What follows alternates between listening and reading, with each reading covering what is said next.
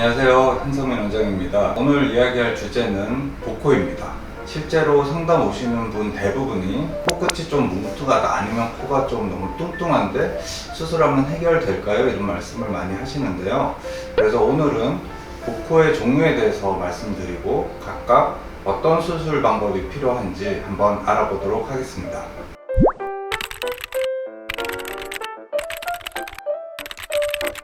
복코의 특징에 대해서 말씀드리면, 복코는 우리가 알고 있는 것처럼 코끝이 뭉뚱하고 코가 퍼져 보이는 형태를 일컫습니다. 코끝이 살짝 통통하고 퍼져 보이는 경우라면 약간 귀여운 이미지가 들 수도 있지만, 또 코가 이렇게 낮아 보이고 또 퍼져 보일 경우에는 자칫 좀 둔해 보이고 촌스러운 이미지를 만들 수도 있습니다. 복코도 코의 생김새에 따라서 몇 가지로 나눌 수 있습니다. 먼저 코의 피부가 되게 얇으면서 이렇게 퍼져 보이는 경우가 있는데, 보통 코에 있는 아랫연골이 넓고 또 연골 각이 이렇게 넓어서 코끝이 사각형으로 보이는 경우가 있는데, 주로 피부가 얇은 서양 사람들에서 나타나는 형태입니다.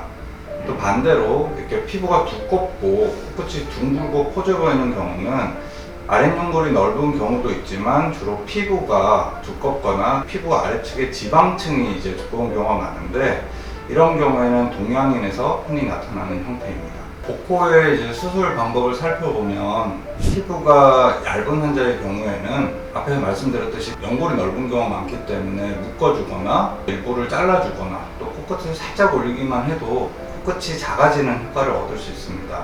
하지만 피부가 두꺼운 한국 사람이나 동양 사람 같은 경우는 코끝의 피부를 되게 얇게 해주는 것이 중요한데요. 코끝을 올리고 필요하다면 콧대도 같이 올려줘야 피부가 당겨지면서 코끝이 좀 더 작아 보이는 효과를 얻을 수가 있고, 또 피부가 두꺼운 경우에는 피부 안쪽에 있는 지방층을 제거해주면은 피부가 얇아지면서 코끝이 작아 보이게 됩니다. 이때 가장 중요한 것은 이제 혈관이나 이제 신경이 지나가는 층까지 과하게 제거하게 되면은 피부에 괴사나 함몰 같은 부작용들이 올 수가 있는데요.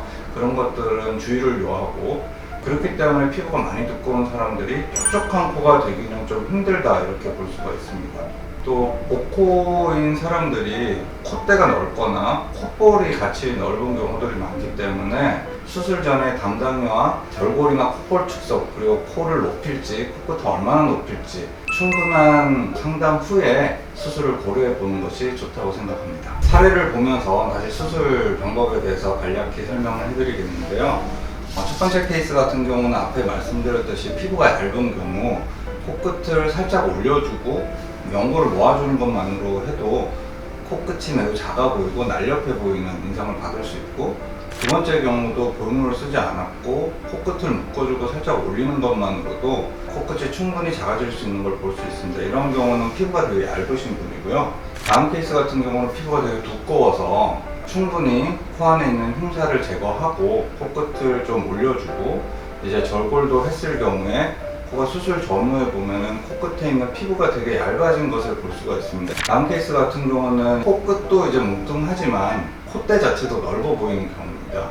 절골과 또 코끝을 줄여주는 수술을 같이 해준 경우고, 또 다음 케이스는 앞에서도 말씀드렸듯이 콧볼이 넓은 경우가 많기 때문에 콧볼 축소도 같이 해서 코 전체가 퍼져 보이지 않고 좀 슬림해지는 효과를 얻었던 케이스입니다.